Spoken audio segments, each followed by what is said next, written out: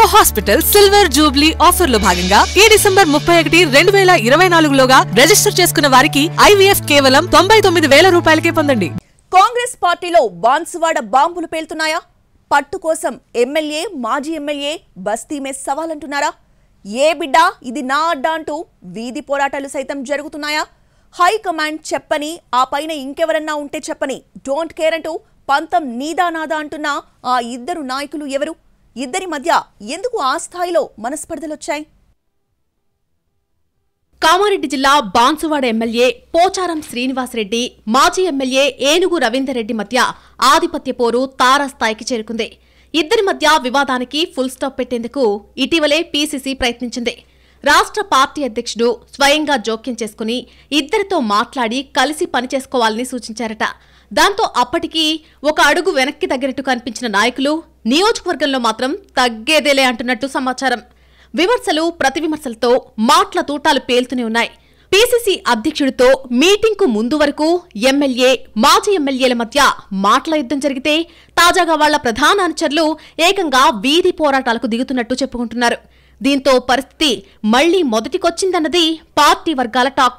MLA పోచారంపై అసంతృప్తితో ఉన్న నేతలంతా ఒక వర్గంలా, అనుకూలంగా ఉండేవారు మరో వర్గంలా మారి బస్తీమే సవాలంటూ సవాళ్లు విసురుకుంటూ బాన్సువాడలో పొలిటికల్ హీట్ పెంచేస్తున్నారు. దీనికి తోడు ఇటీవల భర్తీ చేసిన నామినేటెడ్ పదవులు రెండు వర్గాల మధ్య మరింత చిచ్చుకు కారణమయ్యాయట. ఈ వ్యవహారం అధిష్టానానికి తలనొప్పిగా మారింది అన్నది కాంగ్రెస్ ఇంటర్నల్ టాక్. పోచారం శ్రీనివాసరెడ్డి తన వర్గానికి పదవులు ఇప్పించుకుంటుంటే ఏనుగు రవీందర్ రెడ్డి కూడా మా సంగతేంటి అంటూ పోటీగా ప్రతిపాదనలిస్తున్నారట. దీంతో ఎమ్మెల్యే మాట వినాలో, పార్టీ తరపున పోటీ చేసి ఓడిపోయిన రవీందర్ రెడ్డి మాట వినాలో తెలియక పార్టీ పెద్దలు తల్లు పట్టుకుంటున్నట్టు సమాచారం. ఇద్దరి మధ్య తాజా వివాదానికి కారణం మార్కెట్ కమిటీ పాలక వర్గాల భర్తీ. ఆ దెబ్బకు పెట్రోల్ పోస్తే మంట మండినట్టు భగ్గుమందట బాన్సువాడ కాంగ్రెస్. సెగ్మెంట్లో 4 మార్కెట్ కమిటీలుండగా వర్ని, కోటగిరి కమిటీలను ఎమ్మెల్యే వర్గీయులకిచ్చారు. దీంతో బాన్సువాడ బీర్కూర్ను తన అనుచరులకు ఇవ్వాలని రవీందర్ రెడ్డి పట్టుబట్టినట్టు తెలిసిందే. కానీ బీర్కూర్ మార్కెట్ కమిటీని కూడా ఎమ్మెల్యే హోదాలో తన అనుచరుడికే కట్టబెట్టారట పోచారం. పైగా ఆయన కూడా బీఆర్ఎస్ నుంచి కాంగ్రెస్లో చేరిన నాయకుడు కావడంతో ఇంకా మండిపోతోందట ఏనుగు వర్గానికి.